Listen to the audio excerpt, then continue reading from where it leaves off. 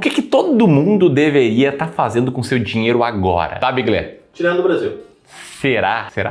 Bom, sobre isso que eu quero te falar hoje, porque a gente vive um momento econômico perigoso. A gente saiu de um otimismo com a chegada do Trump à Casa Branca e depois do tarifaço esse otimismo se transformou num pessimismo. A bolsa norte-americana caiu quase 20% do pico até agora e o que acontece nos Estados Unidos acaba afetando outros mercados. A gente viu eventos aí que mexeram com a bolsa brasileira. Isso deixou muitos investidores inseguros, perdidos e sem saber o que fazer. E é justamente por isso que eu decidi gravar esse vídeo para te explicar o que está acontecendo hoje, traçar um paralelo com outros eventos, outras crises que aconteceram no passado e aprendendo com a história, tentar entender o que pode acontecer no futuro e, consequentemente, fazer alterações certas na tua carteira de investimentos hoje para preservar o teu tão suado dinheiro e fazer ele trabalhar mais duro para ti. Então presta muita atenção aqui nesse vídeo, me comenta aqui o que você está fazendo e eu vou começar aqui te explicando o que está acontecendo hoje. O mercado ele entrou no modo pânico algumas semanas atrás por conta de uma série de taxas recíprocas estabelecidas pelo governo Trump. Tentando te resumir uma longa história, em 3 de fevereiro, Trump anunciou a criação de tarifas recíprocas para países que cobram taxas dos Estados Unidos. Dia 2 de abril, foram anunciados os percentuais dessas taxas para cada um dos países. O Brasil, por exemplo, ficou com 10%. Só que teve país que chegou perto dos 49%, enquanto a China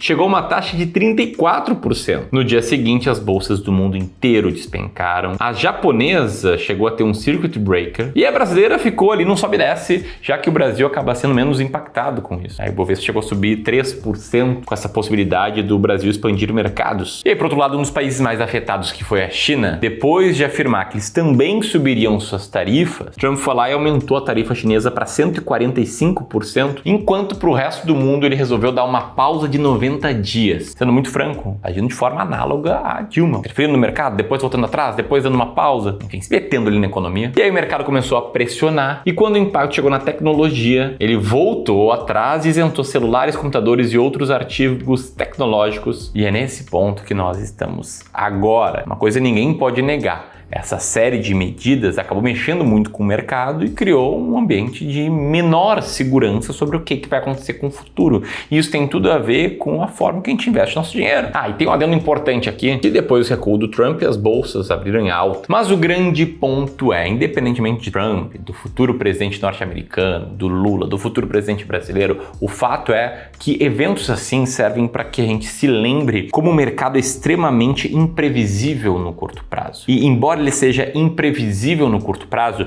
embora o espelho para-brisa seja muito mais opaco ou menos claro do que o retrovisor, é bom a gente olhar para trás para entender o que outras crises no passado fizeram com o mercado financeiro, quanto tempo ele demorou para se recuperar e por aí vai. Então, por exemplo, na crise de 2008, a bolsa norte-americana chegou a cair mais de 50%. Isso tem a ver porque as manchetes que estão sendo veiculadas agora, do tipo bolsa norte-americana tem a maior queda semanal em 6 meses, ou bolsa vive a 30ª pior queda em 11 mil dias, eram manchetes similares ao crash de 2008. Lá a queda acumulada ter sido muito maior. A gente falou aqui de uma crise muito maior, contrastando com essa crise menor recente, que pode se tornar uma crise grande. E meu ponto aqui é que, para te compare o comportamento de bolsa do passado com bolsa atualmente, o fato é que esse momento aqui, ele é sem precedente na história se você for olhar para o contexto. Visto que uma guerra comercial como essa que a gente está começando a ver agora em 2025, não foi motivo de nenhuma grande crise nos Estados Unidos até aqui. Apesar disso, olhando para comportamento de bolsa e principalmente comportamento dos investidores, a gente consegue fazer alguns paralelos. Então olha só para isso. Em 1906, São Francisco sofre um terremoto. No ano seguinte, com a cidade ainda em recuperação, começou a rolar uma onda de assaltos em massa a bancos e isso acabou derrubando a bolsa em 30% no período. Para nos próximos 4 anos ela voltar e ter uma alta acumulada de mais de 190%. Passam-se alguns anos, vem a Primeira Guerra Mundial acaba, o mundo está se recuperando dela e em 1929 vem o crash e a Grande Depressão. O mercado ele chegou a cair 83% em quase 3 anos e a taxa de desemprego chegou a quase 25%. Aí tarifas foram impostas para estimular a indústria nacional, mas isso acabou só piorando tudo. E a recuperação recuperação acabou acontecendo na década seguinte, nos 13 anos subsequentes, em que a bolsa chegou a subir 815%, ou seja, quase 17,5% ao ano. Muito tempo depois, início da Guerra do Vietnã, a bolsa cai mais de 22% e 6 anos depois recuperou com uma alta de 143%. Em 2001, estourou a bolha.com. Na época, o preço de empresas ligadas ao setor de tecnologia, ligada à internet, estava extremamente inflado. As pessoas compravam aquilo lá sem olhar para valuation, sem olhar para múltiplo. As pessoas falavam, olha, quem não está comprando ações de internet não entende de tecnologia, mas era uma grande bolha, essa bolha estourou. A bolsa caiu quase 50% e nos 5 anos seguintes ela cresceu 110%. Para logo vir em 2008, em que a bolsa caiu mais de 50% e nos 9 anos seguintes cresceu 350%. E se você já se cansou dessa aula de história, a última aqui é 2020, Covid. Tu lembra que antes da pandemia ser o que foi em termos de saúde pública, antes de milhares e milhares e centenas de milhares de pessoas perderem a vida, o mercado financeiro colapsou quando todo mundo começou a entender a gravidade daquilo e o impacto que aquilo teria no mundo e nas economias. Se eu te disser que essa seta em azul foi a crise do Covid na Bolsa dos Estados Unidos, e olhando para o macro hoje, isso significou muito pouco e foi precedido de uma alta de mais de 130% de lá para cá. Mas por que eu tô te mostrando tudo isso? Porque é aprendendo com o passado que a gente consegue se preparar melhor para o futuro. E qual é o meu ponto aqui? Eu sei que vai ter gente no comentário falando nada a ver, isso aqui é uma guerra comercial, em 2020 foi pandemia, em 2008 foi crash, em 2001 foi bolha, tecnologia, blá blá blá. Eu sei bem disso, mas eu sei também que sempre vai haver um motivo no ar quando as manchetes são ruins para você não investir o seu dinheiro. Ou para, se você está investindo, você vender tudo. E esse gráfico aqui, ele mostra bem o que eu estou falando. Olha, eu vou vender, a bolsa está caindo por causa da crise dos mísseis. Olha, eu vou vender porque estourou a guerra de Yom Kippur. Olha, eu vou vender porque aconteceu um bombardeio na Síria. Por aí vai. Infelizmente, isso é o que a maioria dos investidores fazem. Eles compram ativos de risco, ações, quando as notícias são boas, quando o céu parece ser o céu de brigadeiro, e vendem quando as notícias são ruins. E é por isso que talvez você possa estar perdendo dinheiro. Pelo menos foi isso que o JP Morgan, uma das maiores casas de investimentos, demonstrou ao mostrar que o investidor médio é o cara que na média tem pouco tempo, tem pouco conhecimento, ele é muito bem sucedido em outras áreas, mas não necessariamente em investimentos. Ele tem um retorno menor do que qualquer classe de ativos, inclusive do que a inflação. O problema é esse, que quem tem uma estratégia muito clara, como o sistema de alocação estratégica que a gente segue aqui no Clube do Valor, acaba não tendo, porque quem tem um sistema muito claro de investimentos, uma estratégia muito clara, sabe sempre o que fazer, quando comprar e quando vender um ativo. E por mais que você pense, não, Ramiro, bobagem, o negócio é tu pegar bem o timing do mercado, deixa eu te mostrar que o market timing explica somente 1% da performance de uma carteira, enquanto a alocação de ativos explica mais de 90%. E a coisa mais interessante do mundo é que todo investidor tem uma alocação de ativos. E por mais que você nunca tenha ouvido falar nesse termo, se você olhar ativo por ativo da tua carteira e categorizar eles em diferentes classes de ativos, você vai chegar a um gráfico de pizza mostrando o teu asset allocation. E o grande ponto é você deixar de investir com foco em produtos, com foco em manchetes, comprando na alta, e passar a investir tendo como base uma alocação pré-determinada. Você está se perguntando, Ramiro, beleza, mas como é que eu faço isso? Então deixa eu te convidar para você preencher um formulário para agendar uma sessão 100% gratuita com um especialista de investimentos aqui do Clube do Valor, treinado por mim. Vai junto contigo montar um plano de investimentos feito sob medida para a tua realidade. E por mais que talvez você pense, poxa, mas eu não tenho tempo para isso, deixa eu te dizer que essa conversa de no máximo 1 hora, ela pode te poupar muitas horas no futuro e te fazer ter um patrimônio muito maior lá na frente. Então, se eu fosse você, eu apertaria aqui no primeiro link na descrição ou apontaria meu celular para o QR Code que está na tela agora para solicitar a ligação de alguém aqui do Clube do Valor. Inclusive, né, foi recentemente premiado como a maior empresa de consultoria de investimentos do sul do país, pelo BTG, ficando aí dentro do top 5 nacional. Então, você sabe, né, QR Code, primeiro link na descrição, aquela conversa bacana para te ajudar. E enquanto você abre isso numa nova aba, deixa eu voltar para esse gráfico aqui para te mostrar que, independentemente da gravidade do fator que derrubou a bolsa sempre voltou a subir. Agora mesmo, com todo esse burburinho do tarifaço e com a bolsa norte-americana tendo caído quase 20%,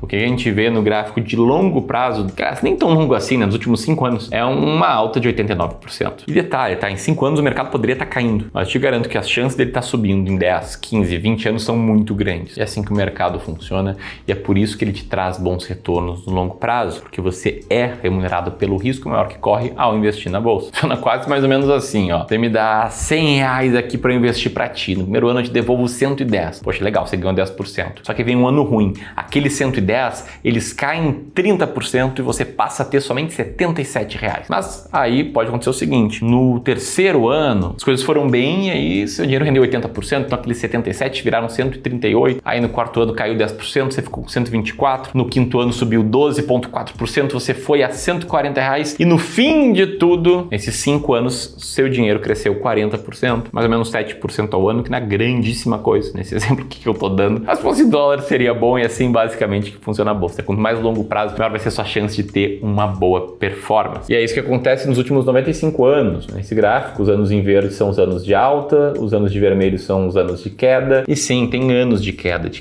17, 23, 30, 40%, mas depois de anos vermelhos sempre vieram os anos verdes, normalmente vários deles. O que significa que os investidores que entraram em pânico e venderam tudo quando as manchetes eram ruins tenderam a perder dinheiro. E trazendo aqui para o Brasil, com o nosso Ibovespa, tá? Que tinha problemas muito sérios de composição até 2013, 2014. O que a gente viu no longo prazo é que, embora ele suba um pouco mais da metade dos meses, quando a gente olha para janelas de 10 anos ou 20 anos, em 100% das vezes o Ibovespa teve uma performance positiva. E tudo isso me leva à parte mais importante desse vídeo, que é o que fazer com o seu dinheiro. E de um lado, o mercado todo entra em pânico agora e começa a vender tudo. O que você diria se eu te falasse que aqui no Clube do Valor a gente está fazendo o contrário, tá? Comprando ações norte-americanas para muitos dos nossos clientes. Caso você pense, diria que tá mentindo, deixa eu te mostrar por que a gente tá fazendo isso. E para isso, vou te mostrar o trecho de um vídeo aqui do canal, recente, 2 meses atrás, para que tu entenda o que nós fizemos. Quero te explicar por que a gente está vendendo ações norte-americanas. Se você pegar um gráfico do S&P 500 e ver que ele não para de subir, talvez você pense, olha, Ramiro tá achando que tá caro, o pessoal do clube tá achando que tá caro. É isso? Não, não é isso. Na verdade, a partir do momento que a gente tem uma carteira desenhada, uma alocação-alvo, o que a gente vai fazer a cada trimestre? A gente vai vender um pouco daquela classe de ativos que está com peso superior ao alvo para comprar classes de ativos com peso inferior ao alvo. Então vamos lá. O que está na tela é uma carteira ideal, que é a minha carteira de longo prazo. A carteira do Ramiro, 100% renda variável. 1/3 ações brasileiras, norte-americanas e fundos imobiliários. Essa carteira teve uma boa performance aí nos últimos anos, bem superior ao Ibovespa. E o fato é que essa performance teve bastante contribuição das ações norte-americanas, que inclusive foi a classe de ativos que mais subiu no ano passado. Não à toa, minha carteira no final de dezembro estava com 36% de peso em ações norte-americanas, bem superior aos 33%. Então qual é o plano aqui com a minha carteira? É usar novos aportes meus, investimentos meus nela, para comprar ações e fundos imobiliários. E se eu não tivesse fazendo aportes, que nem todos os clientes nossos fazem aportes todos os meses, a lógica seria vender um pouco de ações norte-americanas, algo que a gente está fazendo em algumas carteiras aqui, para comprar as demais classes de ativos. Ou seja, não é porque a gente acredita que as ações já subiram, que elas tinham que subir, ou que a gente não acredita que os Estados Unidos vai seguir crescendo. É uma questão de ter um alvo a ser perseguido e de ver que as carteiras estão desalinhadas desse alvo. Inclusive, essas vendas ajudam a trazer o perfil de risco da carteira para o perfil adequado ao investidor, né? Ajuda a trazer o perfil de risco de volta ao perfil que cada investidor entende ter como seu perfil ideal de risco. Ou seja, naquela época, quando estava todo mundo querendo comprar a bolsa norte-americana, a gente estava vendendo para agora estar comprando. E não, isso aqui não é day trade, não é um swing trade de curto prazo. Isso aqui é um sistema de alocação de ativos bem seguido, respeitando a etapa do rebalanceamento, que pressupõe justamente você, de 3 em 3 meses, vender um pouquinho da classe de ativos que está com peso maior do que o alvo e 3 em 3 meses está comprando aquelas classes de ativos que estão com peso abaixo do alvo. Ou seja, o que você deveria estar fazendo com o seu dinheiro agora, depois de todas as explicações que eu trouxe? A resposta é seguindo a tua estratégia. Até porque se o investidor se guiar por notícias como as que eu te mostrei no início desse vídeo, ou pelos grandes eventos dos últimos 95 anos, ele necessariamente vai acabar sempre comprando na alta para vender na baixa. Por outro lado, se ele se guiar por uma estratégia de rebalanceamento que eu acabei de te explicar, vai estar comprando na baixa para vender na alta e mantendo uma carteira funcional. Logo, o que você, investidor, deve ter em mente é o seguinte: seguinte: as oscilações de mercado sempre vão parecer relevantes no curto prazo, mas olhando em um espectro de tempo mais longo, isso não vai passar de ruído. Por isso, o que você precisa fazer com seu dinheiro agora para construir muita riqueza no longo prazo? Continuar aportando, continuar fazendo rebalanceamento e continuar seguindo a tua estratégia, respeitando o teu perfil de risco. E aí, se você pensar, poxa, Ramiro, mas minha carteira é toda bagunçada, você não entende, eu sou médico, ou sei lá, eu sou empresário, eu trabalho pra caramba, tenho filhos pequenos, eu não tenho tanto conhecimento, não tenho segurança, não tenho tempo. Fica tranquilo que a gente tá aqui para te ajudar a tomar as melhores decisões. Não à toa, a gente acabou de liberar uma ferramenta totalmente gratuita de análise de perfil de investidor, que tem tudo o que você precisa fazer para descobrir qual é a tua alocação ideal com base no teu perfil de investidor. Você responde uma série de perguntas e cai num vídeo meu dizendo o que eu faria se eu fosse você com